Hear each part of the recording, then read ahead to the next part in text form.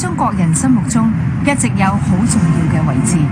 而家有一隊探索隊要尋找佢嘅源頭，跟隨佢延綿5500公里，一直去到大海。呢個節目就記錄咗佢哋嘅旅程。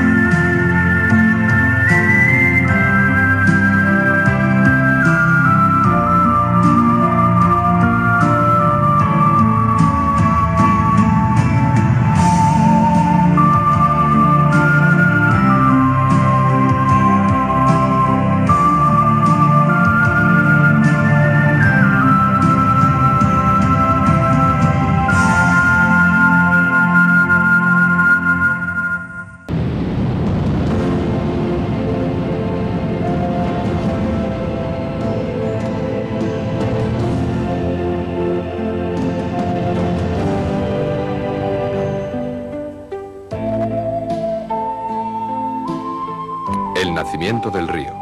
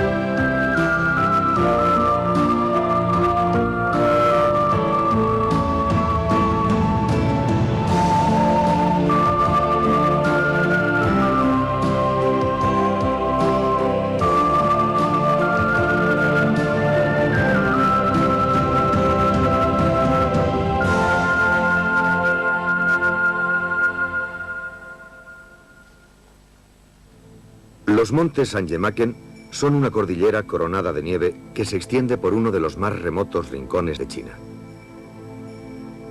Nacido a 500 kilómetros al oeste de la cordillera Sangemaken, el río Amarillo comienza su largo viaje de 5.464 kilómetros, trazando sus meandros a través de terrenos pantanosos, ganando en caudal y fuerza a medida que en él confluyen otros ríos y precipitándose con violencia por un estrecho desfiladero, cruza un árido desierto y pasa por una gran llanura para desembocar en la bahía de Poai después de su viaje a través de China.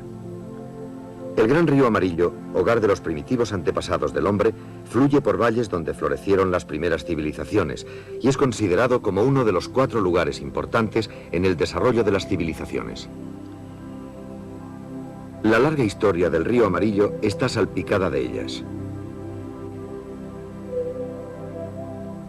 Esta delicada vasija procede del Yangshao, una cultura de cerámica pintada que comenzó hace 8.000 años y duró cerca de 4.000. Estuvo centrada en la región superior de la curva en U, invertida, del río Amarillo y se extendió en una larga distancia en ambos sentidos. Durante el período Shang, entre los siglos XVIII y XII a.C., se encontraron los principios del lenguaje escrito en China. Se han hallado decenas de miles de inscripciones hechas en huesos y en caparazones de tortugas. De los cerca de 5.000 caracteres diferentes, casi la mitad han sido descifrados. Durante el período Shang fue también cuando se usó por primera vez el vaciado en bronce, y hacia el año 1600 a.C. prosperó una civilización de ese metal en el valle del río Amarillo. Los objetos se empleaban para las ofrendas de animales y licores. La cultura de la edad del bronce que floreció en el río Amarillo se distinguió de otras similares de la misma edad en la cantidad de producción, en la variedad de los ejemplares y en lo intrincado de los modelos decorativos. Nos ha legado algunos de los objetos de loza de más belleza y más perfección de todo el mundo. El río Amarillo, uno de los más violentos del globo, arrastra ingentes cantidades de légamo que elevan el lecho del río por encima del nivel de las llanuras circundantes. Esto ocasiona catastróficas inundaciones que han golpeado a las gentes de los valles y a las zonas ribereñas con efectos destructivos que en parte han modelado la psicología del pueblo chino y de su civilización. Venerado incluso hoy, el río Amarillo es considerado como la cuna de la civilización china. Se le compara con un gigantesco dragón que serpentea a lo largo de China, enroscándose y desenroscándose, golpeando sin previo aviso a las gentes de sus orillas. Ciertamente puede decirse que es el símbolo de esta inmensa nación.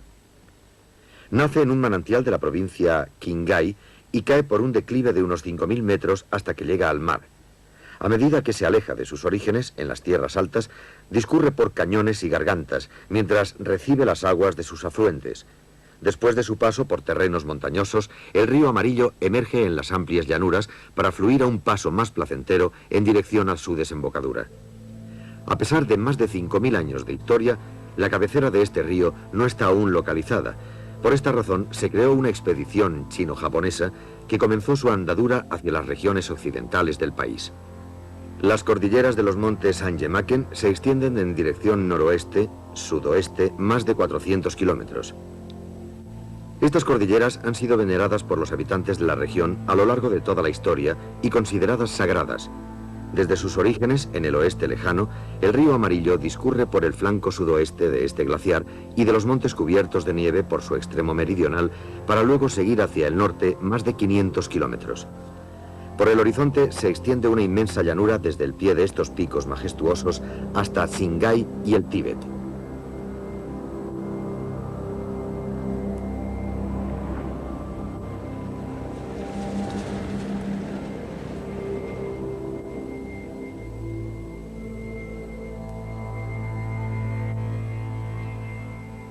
El emperador Wu Ti de la dinastía Han había recibido un informe de Chan Chen relativo a los orígenes del río Amarillo. El emperador Li Xin-min de la dinastía Tang fue el primero que envió un equipo de exploración en gran escala. Estos emperadores fueron sucedidos por otros que también se esforzaron en determinar las fuentes del río: Kubilai de Yuan, Taizhou de Ming, Kang Chui de Qing y Chen de Qing. Un viejo proverbio chino dice que quien controla el río Amarillo controla China. Por eso los legisladores chinos han tenido un considerable interés por el río. La expedición conjunta chino-japonesa se dirige hacia el oeste a través de la gran llanura que se extiende por el Tíbet y la provincia china de Qinghai, en un intento para resolver el misterio de 2000 años de antigüedad que supone la búsqueda de las fuentes del río Amarillo. Después de recorrer 500 kilómetros en 2 días desde Chining, la capital de la provincia de Qinghai, llegamos finalmente a las orillas del río Amarillo, a 4.200 metros sobre el nivel del mar. Estos tramos más extensos del río, que discurre en curvas y meandros entre enormes prados, pertenecen a una región que fue el paraíso tibetano.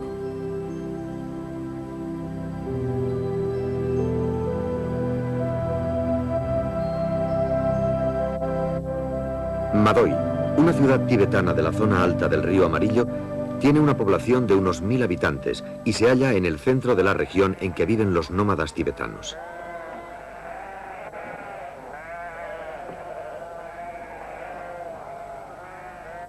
El ordeño de los yaks, la vaca del Tíbet, se inicia con la salida del sol. Señala el comienzo de un largo día de duro trabajo contra los elementos. Las mujeres hacen mantequilla y queso con la leche fresca de los yak.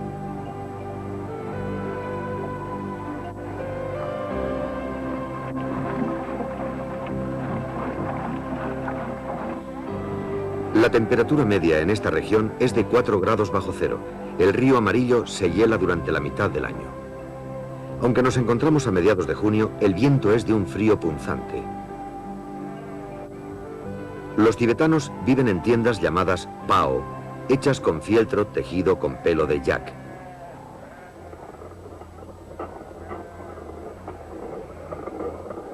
El alimento básico tibetano es la cebada. Se tuesta y se muele en un molino manual para hacer una harina que se llama tsamba.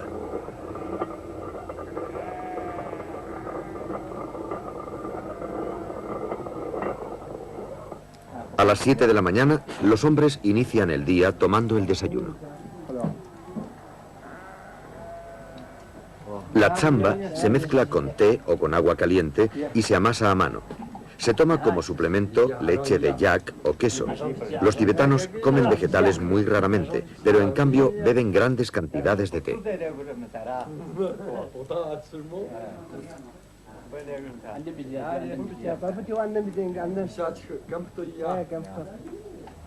Un pao está amueblado muy sencillamente. Dentro, el té y los alimentos se guardan en grandes bolsas de piel y las prendas en cajas de madera. Estos son todos los bienes de esta gente.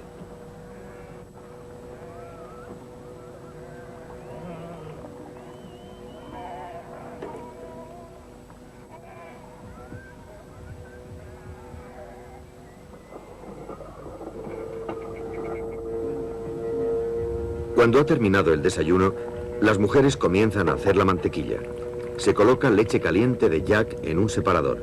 Girando el cilindro interior, la leche se desdobla en mantequilla y en agua.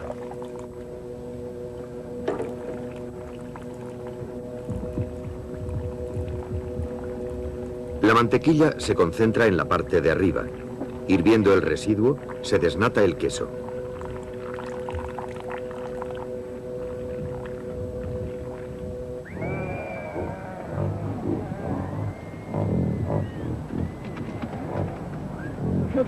Los tibetanos empiezan el día llevando el ganado a pastar. Cambian de lugar 4 veces al año para estar seguros de que sus animales encuentran pasto suficiente. Las espadas son esenciales en la vida de los pueblos nómadas. Tanto hombres como mujeres se adornan con dijes de plata, piedras pulimentadas y otras baratijas.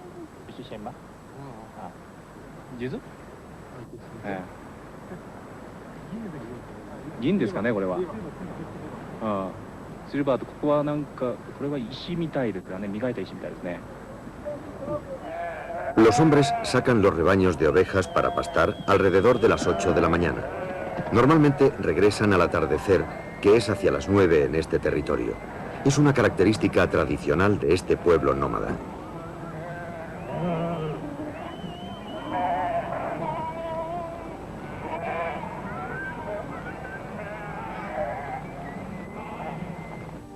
Los tibetanos llaman al río amarillo Machu, el río más hermoso del mundo.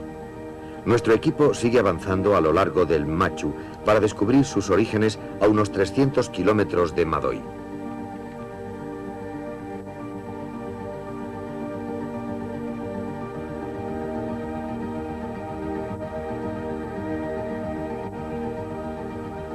Las mañanas y las tardes son muy frías a pesar de que es junio.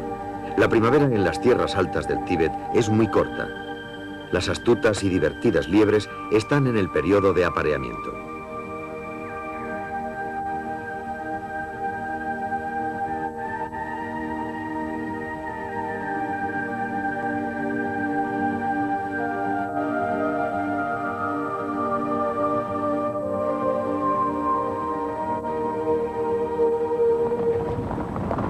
El camino por las praderas iba empeorando a medida que avanzábamos.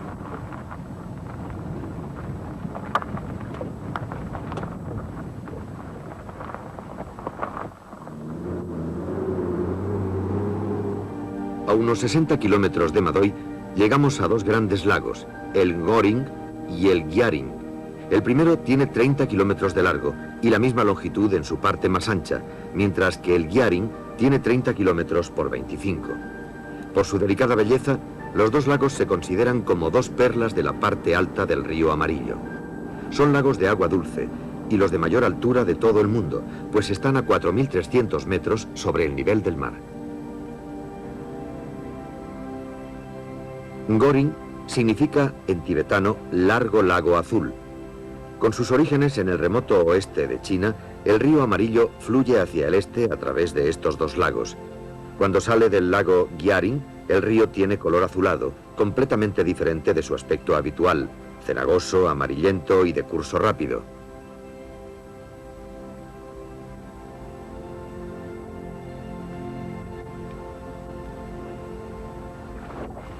Pero aquí, el agua increíblemente clara y azulada le da un aspecto inusitado.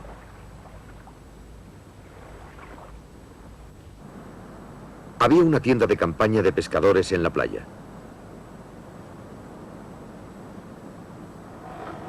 El pescado se seca al sol en torno a la tienda con un molino de viento para generar fuerza. Los tibetanos creen que el pescado es sagrado y no lo comen.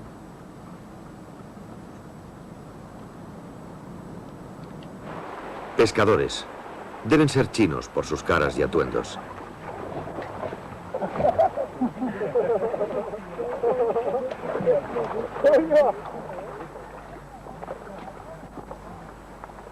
Probablemente vinieron de Chinín, atraídos por la riqueza pesquera del lago.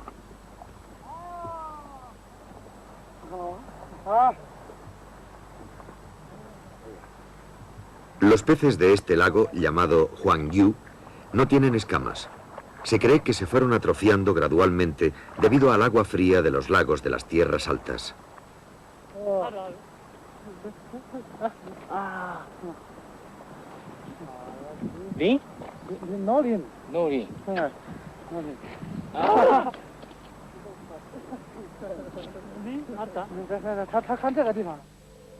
Había unas cuantas lápidas en una pequeña colina cercana al lago. Se llaman Obo, que significa lugar venerado por los tibetanos, y son objeto de culto. Es costumbre de los tibetanos hacer una peregrinación una vez en su vida para rendir homenaje al Obo y rezar a los dioses locales para que los proteja en su viaje.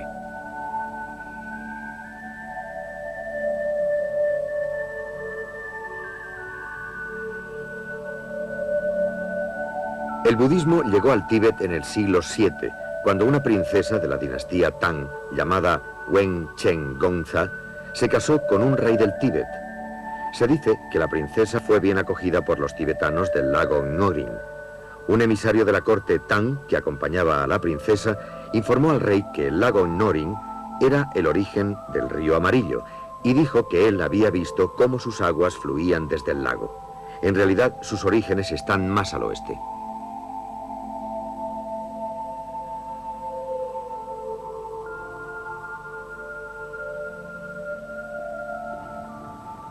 Tuvimos la oportunidad de presenciar una ceremonia nupcial entre los tibetanos de Gwoluo. Es costumbre que el novio haga una visita al hogar de la novia para la representación de la ceremonia. A la llegada del novio y acompañantes, representantes de ambas familias intercambian una relación atestiguando las respectivas situaciones familiares.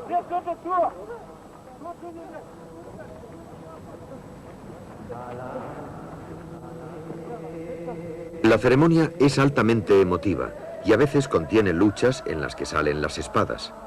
La palabra Uoluo, de estos tibetanos, significa conquistador y son los apasionados descendientes de las tribus de guerreros.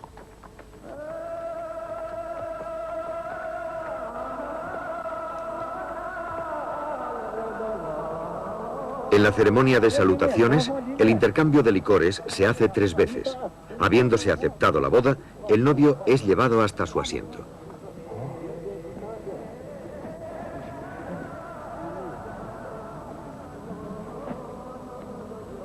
Después, la novia es escoltada por su familia y amigos hasta el lugar de la ceremonia.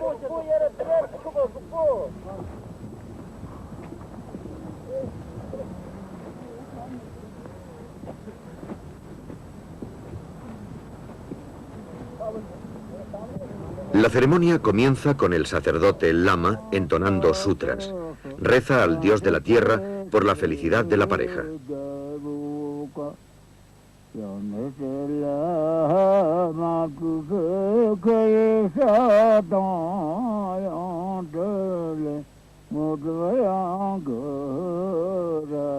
Paisan, el novio, ha dispuesto 100 ovejas y 30 vacas para su nueva vida en común. Tiene 23 años y, al igual que muchos tibetanos, se casa a una edad temprana. La novia solo tiene 18 años. Las mujeres cantan y desean buena suerte a la joven pareja, alabando la belleza y encanto de la naturaleza.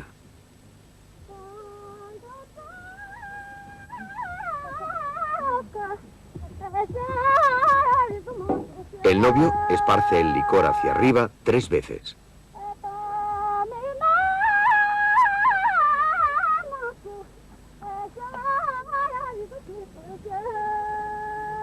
La pareja hace sus votos.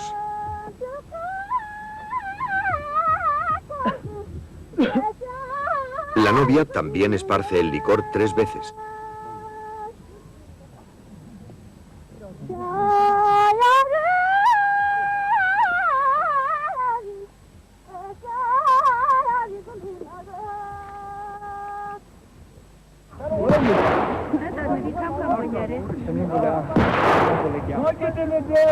Los disparos de fusilería forman parte de la ceremonia nupcial entre los tibetanos de Guoluo, que los consideran como una prueba varonil.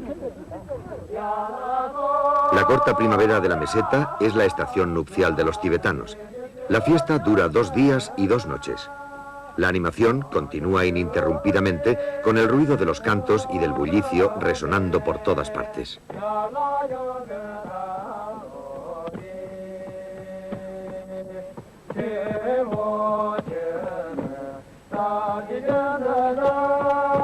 La cordillera Bayanar, que se eleva a una altura de 5.267 metros, puede verse a gran distancia. Estamos todavía muy lejos de las fuentes del río, que se supone que están al pie de esta cadena montañosa.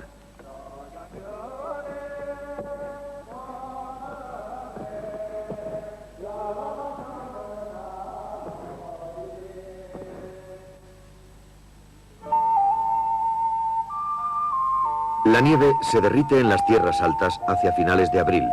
Aquí, en la tardía primavera, las bellas y multicolores flores están abriendo sus capullos.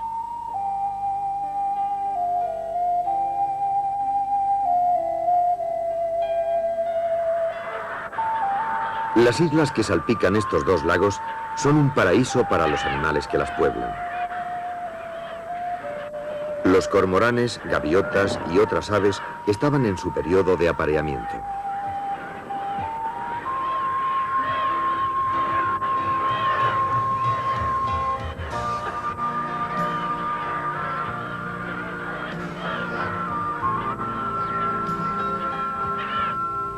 Presenciamos una manada de ciervos que corrían por esta ladera. Estos ciervos son llamados de boca blanca por los chinos. No se encuentran más que en estas mesetas del Tíbet.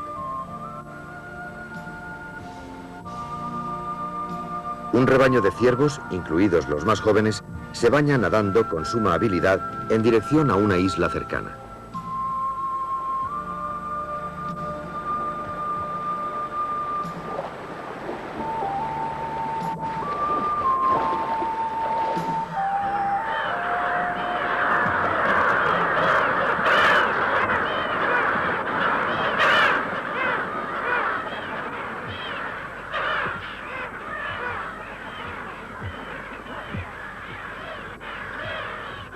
Al oeste de los 2 lagos se extiende otro interior mucho más grande llamado Xinxiu-hai. En la actualidad, terreno pantanoso con lagunas de varios tamaños. El nombre, que se puede traducir por mar tachonado de estrellas, se derivó de la gran belleza del cielo estrellado que se reflejaba en las numerosas lagunas. En el siglo XIII, un emisario del emperador Kublai Khan de Mongolia hizo un viaje en busca de las fuentes del río Amarillo. Perdió el curso de la corriente cuando llegó a esta zona y se equivocó al creer que estas lagunas constituían las fuentes del río, informando de esta manera al emperador. Durante un largo periodo de tiempo se creyó que esta zona pantanosa era el nacimiento del río.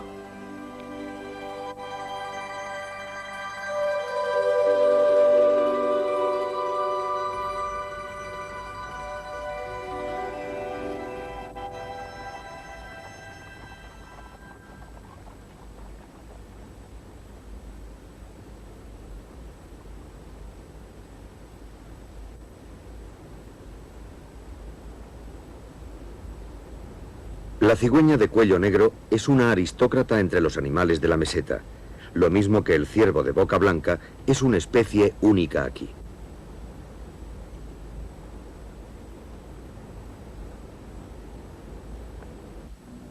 Cuando la expedición examinó completamente la región, se puso de manifiesto que esta zona pantanosa estaba alimentada por unas fuentes que indicaban que aún no se habían establecido las del río Amarillo. El equipo continuó avanzando al oeste de la corriente, que se iba haciendo cada vez más estrecha.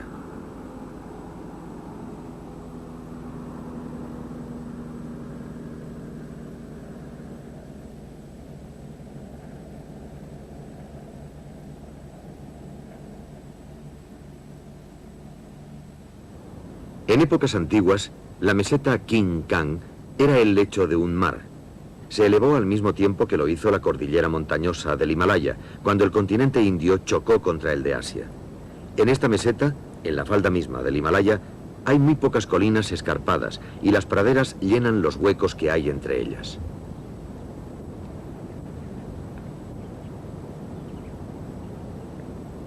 Entre estas praderas está Maduo Gongshe, la última aldea del río Amarillo. Al equipo se unen aquí algunos expertos chinos para la investigación del nacimiento del río, que proceden de la Comisión del Ministerio Chino de Recursos Energéticos Fluviales.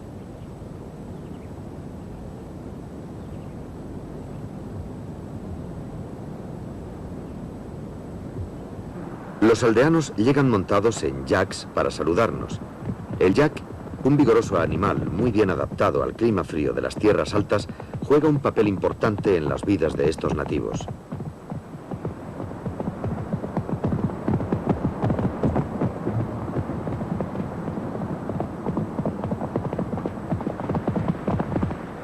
Tibetanos procedentes de otros lugares llegan para vernos porque han sabido que unos extranjeros visitan la zona.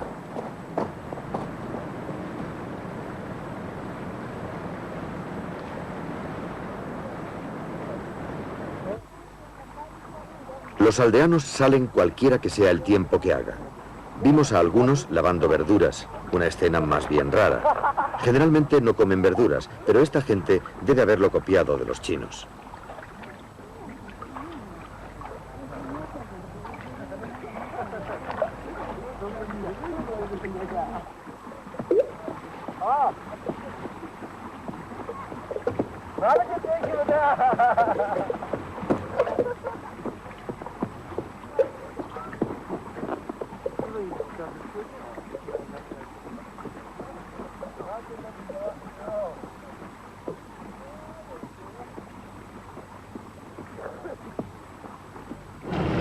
La expedición salió a primeros de julio en busca del nacimiento del río Amarillo, que en esta zona aparecía como una serie de pequeñas corrientes.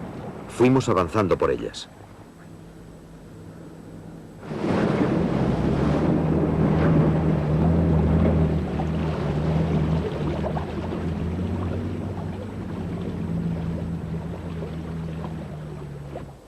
Frente a nosotros, el monte Yagradatse, de 5.242 metros de altitud, uno de los más altos del Bayanar. Como nos dijeron que el río Amarillo nacía a sus pies, nos dirigimos allí. Cuando llueve, estas altas tierras se cubren con una maraña de corrientes. El cauce cenagoso obstaculizaba nuestras acciones.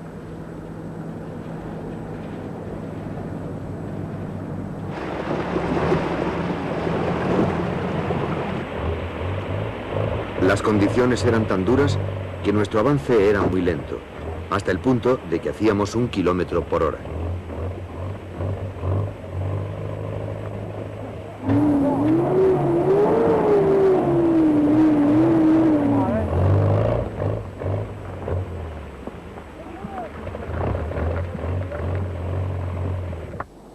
La cuenca Yogutson-Li se extiende por las tierras altas a 4.500 metros sobre el nivel del mar. Al otro lado de esta depresión está el nacimiento del río Amarillo.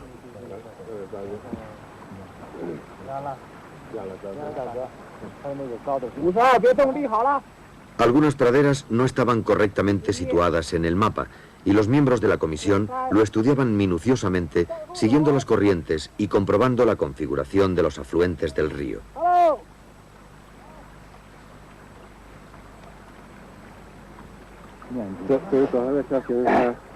Se examinaron la profundidad y el caudal del agua a fin de estar seguros de que la corriente que se iba siguiendo era la principal y por ello la cabecera del río.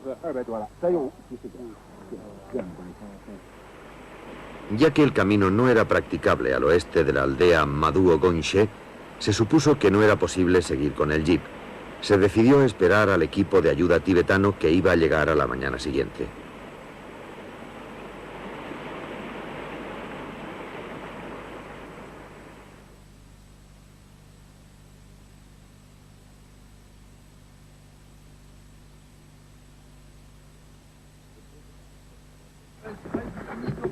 Después de cargar los caballos y los yaks, salimos a las 8 de la mañana del 2 de julio. Continuaríamos usando estos animales el resto del viaje.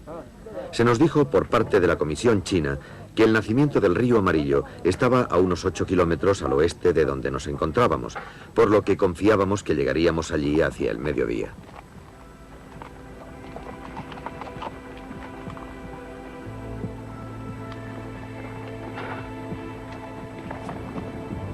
La Comisión China ha realizado 3 investigaciones acerca del nacimiento del río desde el establecimiento de la Nueva China en 1949.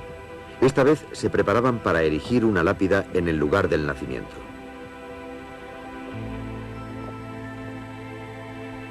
Fue durante la dinastía Qing cuando se inició la primera de estas investigaciones al oeste de Qingyuhai. En 1782, el emperador Qianlong envió un emisario con este fin y para erigir un santuario en este lugar. Se esperaba con ello apaciguar al dios del río, que estaba retardando unos trabajos de acondicionamiento después de una inundación.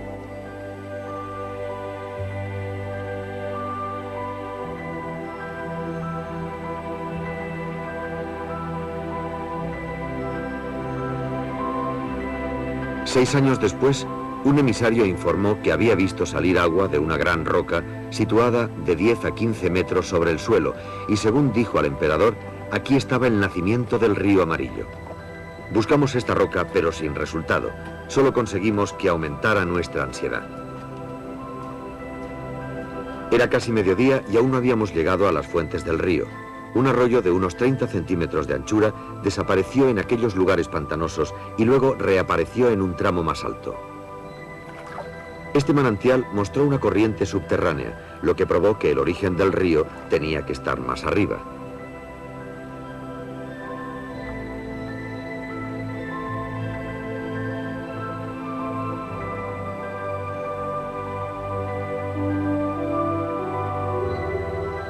El gran río Amarillo convertido en una corriente cada vez más pequeña.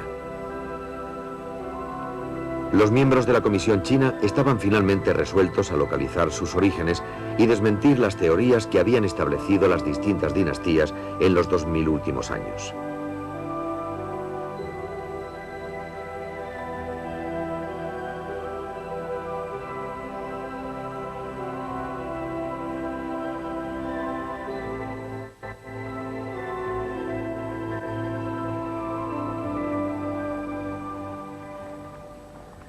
Habían pasado 8 horas desde el comienzo de este día.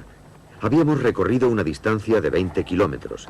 Nos encontrábamos exhaustos y con el dolor de cabeza habitual cuando se viaja por estas alturas. Eran cerca de las 4 de la tarde cuando nuestra investigación llegó a su fin.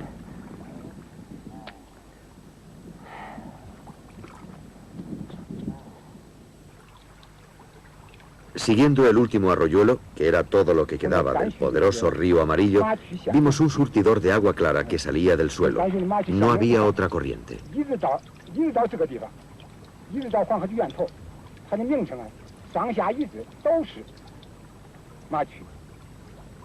La comisión comunicó oficialmente que este pequeño manantial era el nacimiento del río Amarillo. El área circundante era ondulada, pero no escarpada. La enorme roca de la que había informado el enviado de la corte Qing no pudimos verla. ¿Dónde estaba? No hay modo de saberlo.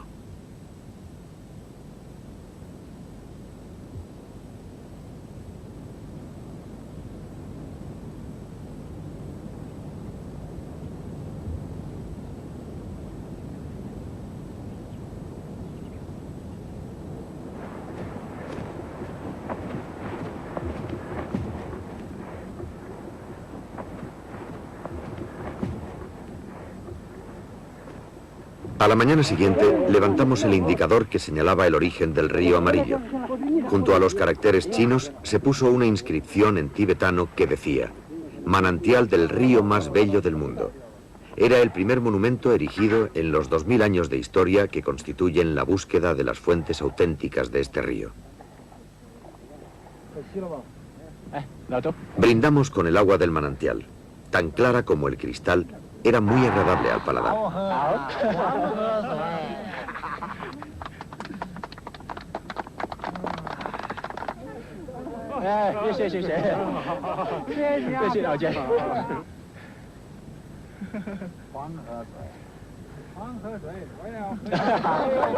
El 2 de julio permanecimos junto a lo que ya era de un modo oficial el nacimiento del río Amarillo. Habíamos necesitado 2 semanas para alcanzar aquel punto desde la partida de Xining. La importancia de la cooperación prestada por el gobierno chino para la búsqueda de este lugar puso de manifiesto lo importante que el gran río sigue siendo para este pueblo.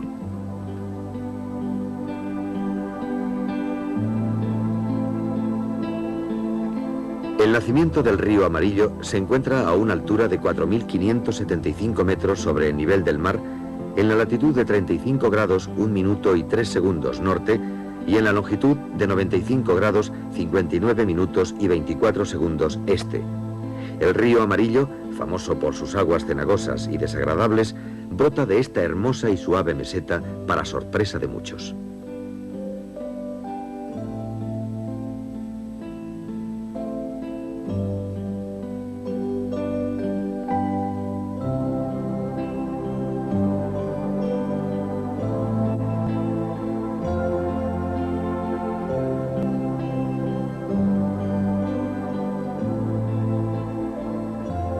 Un poeta famoso, Li Po, de la dinastía Tang, dijo en una ocasión: "El agua del río Amarillo viene del cielo", y ciertamente se demostró que sus fuentes se hallan en un bello y paradisíaco lugar.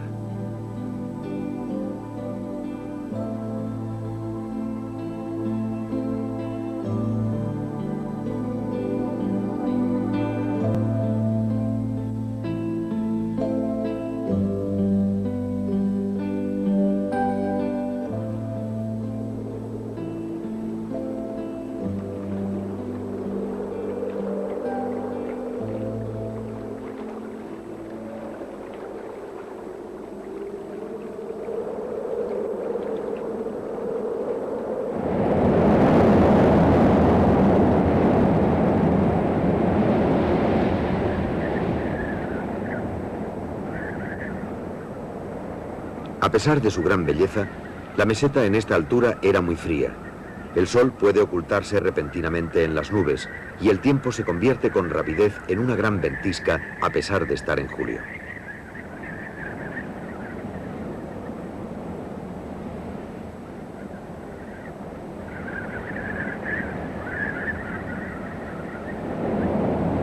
En su viaje de regreso, nuestro grupo se perdió varias veces debido a lo cambiante del tiempo.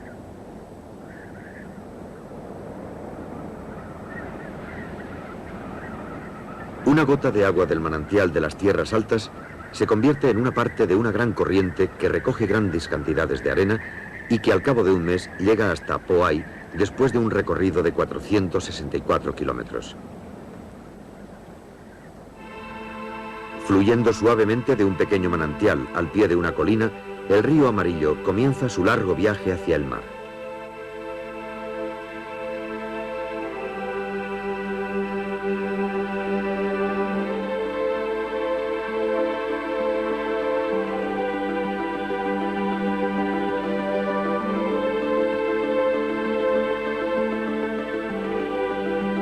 Después, traza sus meandros a través de una extensa zona pantanosa al noroeste de la provincia de Sichuan.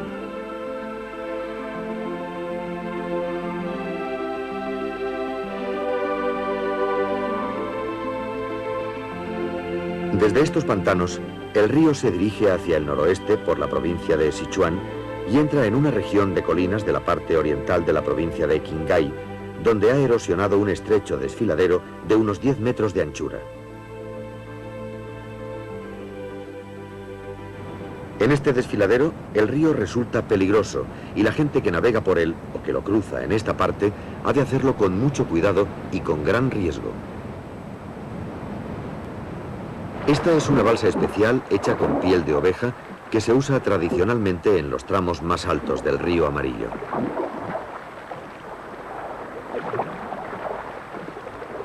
Una vez que el río ha entrado en la provincia de Gansu, gira repentinamente hacia el norte y penetra en el distrito autónomo de Ningxiahui. Esta zona, que se llama Tenger, es un vasto desierto que comprende 100.000 kilómetros cuadrados. Después del establecimiento de la Nueva China, se han desarrollado muchos proyectos relativos a este árido desierto y que incluían la repoblación forestal y el emplazamiento de estructuras que evitaran el desplazamiento de arena. Uno de sus mejores resultados ha sido la construcción en el desierto de un ferrocarril que supuso la realización de un sueño largamente acariciado por el pueblo.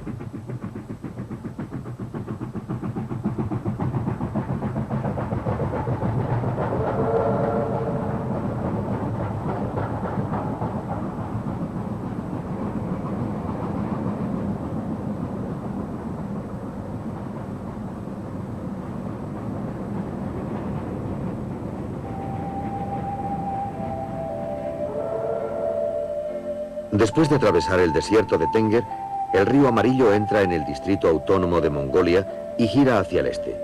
Esta región, que lleva el nombre de Ordos, está rodeada por el río en 3 de sus flancos.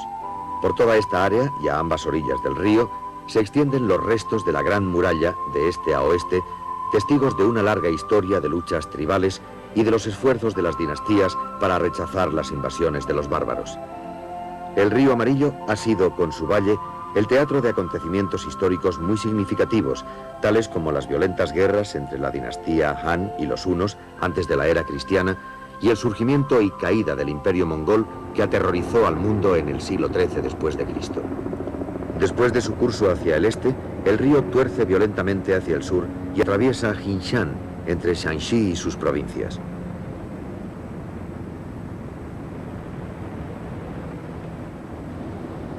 Un poco más al sur de la mitad del desfiladero de Jinshan, que se extiende a lo largo de 700 kilómetros, hay una caída de unos 50 metros en el curso medio, las cataratas Hukou. Ahí la corriente del Égamo converge y sus aguas se entrechocan, produciendo penachos de agua amarillenta. Esta zona es la que ha dado nombre al río Amarillo.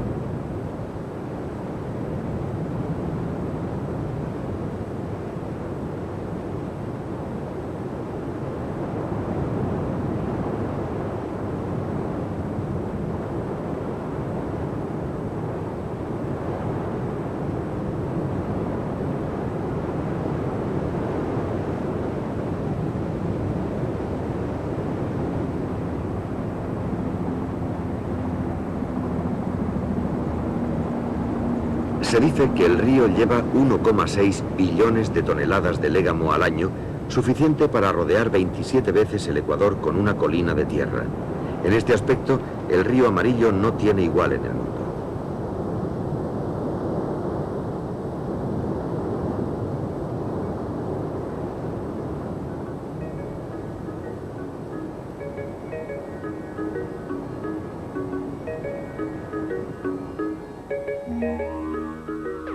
El último y más importante cambio en el curso del río Amarillo está al este de la provincia de Henan, donde aumenta gradualmente en anchura.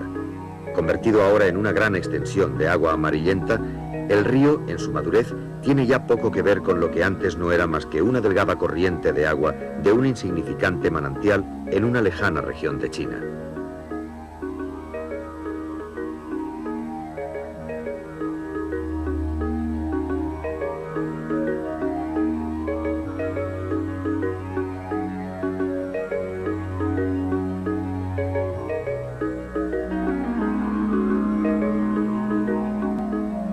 Esta meseta de arena amarillenta que se extiende a lo largo del valle del río Amarillo en las provincias Shanxi y Henan cubre un área de unos 750.000 kilómetros cuadrados. Estas finas partículas, llamadas loes, son de color amarillento y están barridas por las lluvias torrenciales del desfiladero de Jinshan, dando a las aguas del río su tono característico cenagoso y amarillo. El origen de las inundaciones está en la constante elevación del lecho del río a causa del légamo sedimentado, pero estas partículas de arena amarilla son muy beneficiosas porque forman terrenos de fácil roturación con las primitivas herramientas de los campesinos, uno de los factores que influyen en el incremento agrícola de esta región y que supone el nacimiento de una de las 4 civilizaciones más grandes del mundo.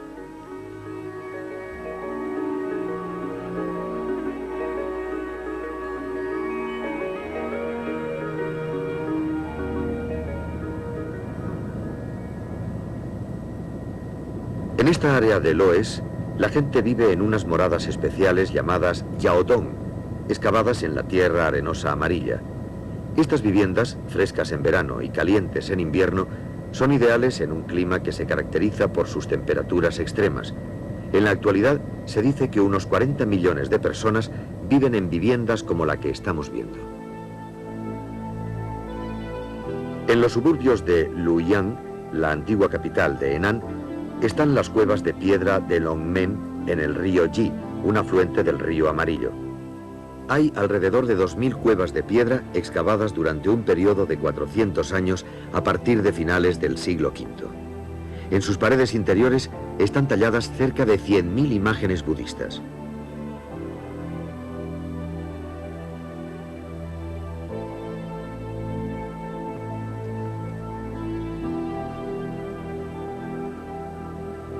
Las cuevas Longmen y otras en Dongguan son famosas en todo el mundo. El río Amarillo supuso una vía de paso para el intercambio de culturas maravillosas cuando el budismo llegó a China desde la India por la ruta de la seda y más tarde al Japón.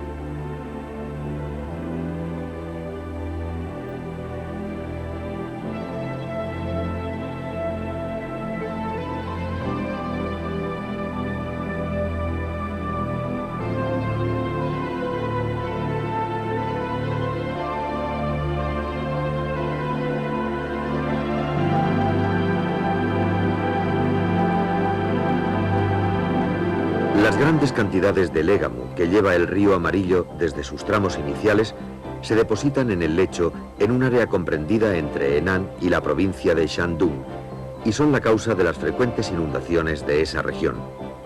Se han construido 3.500 kilómetros de malecones para contener al río dentro de su cauce. La lucha interminable contra las inundaciones del río Amarillo continúa, pues es un río que aún no ha sido domado.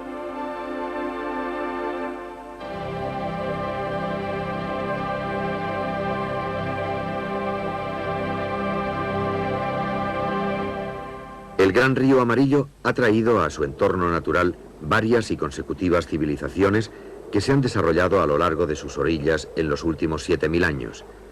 Como una parte importante de la historia de China, el río sigue siendo en la actualidad el gran símbolo de la nación china y de sus gentes. Esta serie documental es un intento para hacer la crónica completa de un río muy importante desde sus orígenes hasta su desembocadura y que veremos en los próximos capítulos.